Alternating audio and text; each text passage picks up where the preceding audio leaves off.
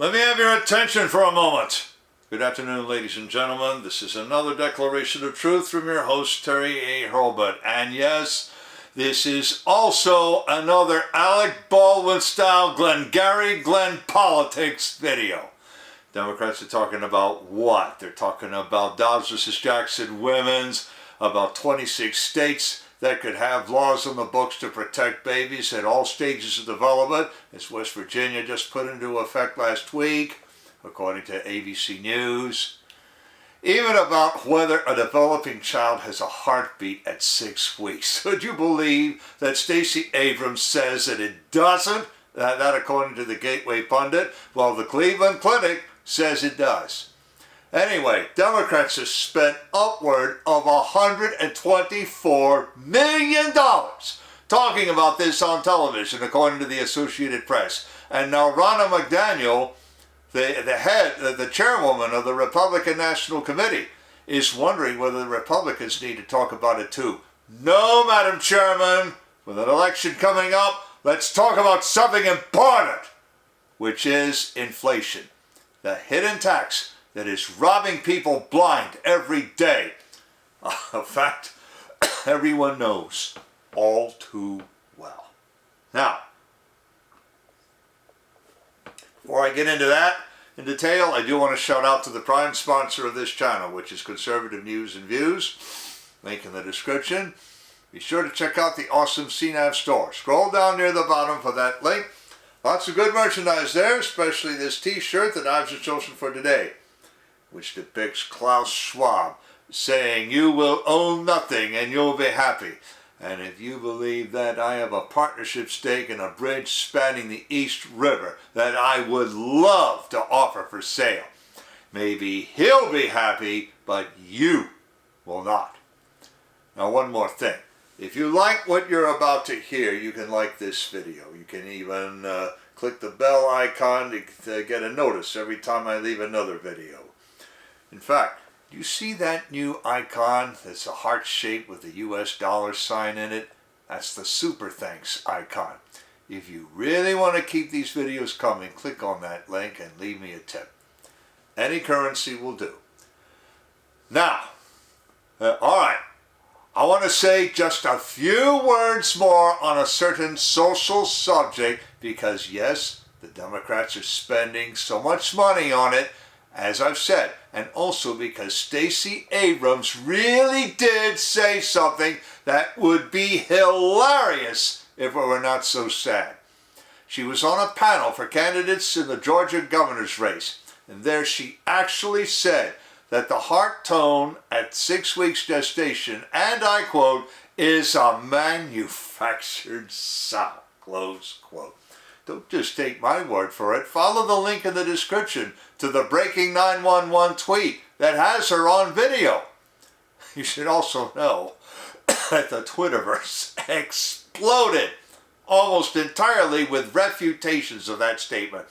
I have a link in the description to a video that LifeNews.com furnished, directly refuting that statement that she made. Furthermore, I have a link in the description to a fact-check video on YouTube that has a screen cap of the Cleveland Clinic page that discusses how a child develops before birth, going all the way back to conception. And to the influencer who made that, let me assure you, you're worried that the Cleveland Clinic might someday sanitize or scrub the page? Well, I've left a link into the description to where you'll find the snapshot that I took of it today and left on the Wayback machine. And then I have a link to a video showing an actual sonogram done on a mother-to-be, showing the new life in her body and the clear sign that the proto-heart has already formed and has started to beat. All right, we knew that the anti-life crowd had become absurd, but apparently few expected anyone would get as absurd as Stacey Abrams got. And I expected all the responses to be on the order of, "You go, girl." I have rarely been happier to have been proved wrong. And that's all I want to say on this subject now, except to repeat one more thing that Chairman McDaniel said about Democrats. I quote, It's very clear that that's the only thing Democrats have to run on, right? They don't run on a good economy. They can't run on a community being safer. They can't run on education. So what are they going to do? Unquote, Ronna McDaniel. Well, you know what, Madam Chairman? I'll tell you what you're going to do if you're smart. Run on the economy Joe Biden trashed. Run on our communities turning into war zones. And those bipartisan bills the House passed to throw a sop to the people, invest to protect, that is not going to change that. Run on education. And then run on how the Democrats vote to harass the people and what you're going to do about it. The president, of course, turned in an awful performance on CBS 60 Minutes last Sunday. He said 5 things that the White House then had to walk back or clarify later. Now, lay aside for a moment what that says about who's really in charge. One of those 5 things was that inflation was not as bad as the statistics plainly say. Up just an inch, he said, after Scott Pelley reminded him that it stood at 8.2% and then 8.3%.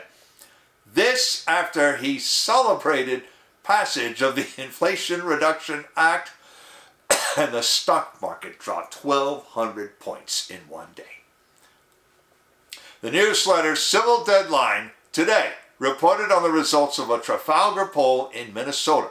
According to it, Minnesota voters are talking about the economy and about crime. Maybe they're talking about illegal immigration, and that could be in the context of the economy and crime. Hey, if you admit people to your country and they can't find jobs, they're going to become public charges, and we can't afford that anymore, if we ever could. Worse, some of these illegal immigrants have committed crimes, and I'm not just talking about burglary. Everybody knows that, and everybody's talking about that. Very few voters are talking about the one thing on which the Democrats are spending all their money. Even the New York Times admits that inflation tops the list with voters in this election cycle. Their own polls say that. Republican candidates know it, and they're talking about it, as they should. Oddly enough, the Times felt the need to talk about who wins with inflation. Now, before I get into detail on that, I want to shout out to a sponsor who can really help you through the economic storms to come. That sponsor is oursilverlines.com. Do you feel like you're working harder for your money just to get by? You're not alone. The fluctuating economy, employment issues, unexpected changes in life have left many families struggling over the past few years. Collecting gold and silver can help shield you against many of these challenges. But if you're like me many years ago, you don't know where or how to start. Our Silver Lines helps by connecting you with thousands of members who are learning the secrets to creating and protecting true wealth by collecting precious metals. Now, whether you just want to collect rare and unique coins or take advantage of the business opportunities that company provides, they can help you learn to live an exceptional life. Visit oursilverlines.com to learn how you can build a legacy for your future. Now then, the Times named the winners in inflation, starting with debtors. Lenders never adjust their balances for inflation. I don't even think they're allowed to. So as borrowers get ever larger nominal incomes, their debts become easier to pay. Of course, the Times did not say that the rest of us, who neither a borrower nor a lender are, end up paying their debts for them indirectly. Inflation robs the prudent and gives to the profligate. With this exception, savers sometimes benefit from higher interest rates, which their savings can earn. Sometimes workers' wages rise to outpace price increases, but not always. In addition, Social Security always raises benefits to keep up with inflation. But, pardon me, most of us know that gaming inflation is a losing proposition long term. Robert J. Schiller, surveying people in America, Germany, and Brazil, found not one respondent saying inflation helped them. I'll leave you a link in the description to a PDF of his publication, which is already out of print. The Trafalgar Group knows all this. Robert C. Cahaly tweeted out that the student loan forgiveness announcement, and I quote, enraged middle and working class voters, close quote, as nothing else has. I've left a link in the description of that too. Add to it, that independent journal review reported 2 days ago that gasoline prices have reversed their decline. They fell for 9 days, largely because Joe Biden had released nearly all the strategic petroleum reserve. That must have run dry, because now they're headed back up, according to the AAA. The New York Times knows that too. Nor is inflation the only issue weighing on voters' minds. That same Inflation Reduction Act that probably will hurt rather than help authorized 87,000 more IRS agents and armed them. Already, Representative Kevin McCarthy of California, the House Minority Leader, pledges to repeal that as Republicans' first order of business next year. I've left a link in the description to a little speech he gave to a crowd in Washington County, Pennsylvania, on the West Virginia border. He says, quote, our job is to work for you, not go after you, close quote. Then he said something really meaningful. Quote, we want an economy that is strong. That means you can fill up your tank. You can buy the groceries. You have enough money left over to go to Disneyland and save for a future.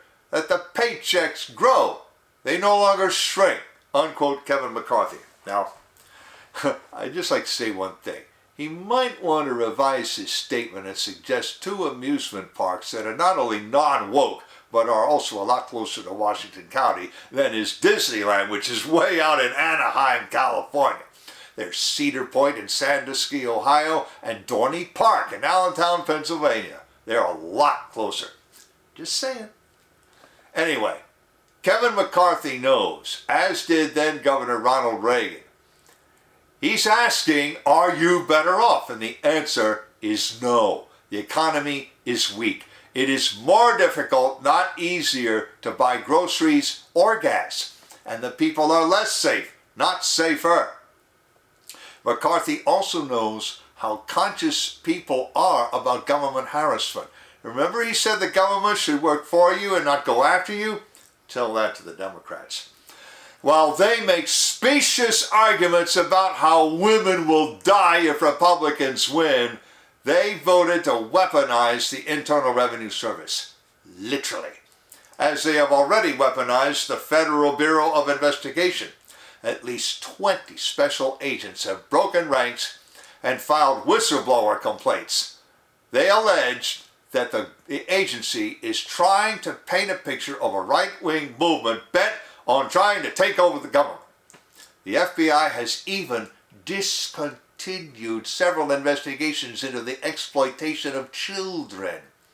One agent told Liberty One News that the FBI has more agents investigating than the number of people they can legitimately identify as possibly engaging in dangerous activity. The worst case is that of Special Agent Steve Friend, who filed a complaint with the Justice Department's Inspector General last Wednesday. The New York Post has the details, including his suspension from duty. I've left a link in the description to Tucker Carlson's interview with Miranda Devine of the Post, in which she talked about Friend's case. Very sad. The suspension came after he refused to take part in an August 24th raid on a January 6th event subject. His bosses declared him absent without leave. Now, what he was actually doing was applying the Nuremberg principle, which states that you do not obey unlawful orders. He even made the most serious allegation yet against the FBI regarding that event. According to him, the FBI designated the Capitol lawn a restricted area after the fact. This is close to an ex post facto law, and as such violates the Constitution. That's why he wanted no part of that raid. Support and defend the Constitution of the United States against all enemies, foreign and domestic. That's what it says. Well, that's what's important. Nothing anyone says about social issues means a thing to people who can't afford to put food on their tables, or put clean water in their glasses, or keep a roof over their heads. It means even less when the government is spending its time harassing law-abiding citizens while letting criminals go free. We already knew the second part was happening at the local level. Now we know it is happening at the federal level too. Is their narrative of a risk of an overthrow of the government that important? Or mightn't they actually sympathize with people who mess with little children? Well, even if that's not the case, this is. The Democrats have nothing but failure to show for having the trifecta, effective control of the White House and both chambers of Congress for more than a year and a half. Republican candidates know this, and anyone can know it if they merely ask people what concerns them. So while the Democrats are spending over $100 million on an issue that won't change any minds, they are also harassing people. And while they do that, the problems people really care about get worse. That's what's important. And that's what Republicans are talking about. Those issues will win the day. The only thing left for the Democrats might be to suspend the election. Will that come next? Stay tuned. Link in the description to the article, to the Stacey Abrams saying what she said, to the LifeNews rebuttal, to that fact-check video, and also a link to the Cleveland Clinic page, through the Wayback machine, to the Sonogram video, to Robert Schiller's manuscript, to the Trafalgar Group take on that student loan business, to Kevin McCarthy pledging to do away with 87,000 IRS agents, to Miranda Devine talking about Special Agent Steve Friend, FBI, and the conservative news and views. I've also left links to the awesome CNAV Store and to oursilverlines.com, as I also mentioned. You know already about how to like a video, turn on notifications, and leave a tip. On the end screen, I'm going to leave a subscribe link and links to 3 earlier videos that I've done about the economy, or about, shall we say, law and disorder in this country. This is Terry A. Hurlbut delivering another declaration of truth and reminding you to let the truth set you free.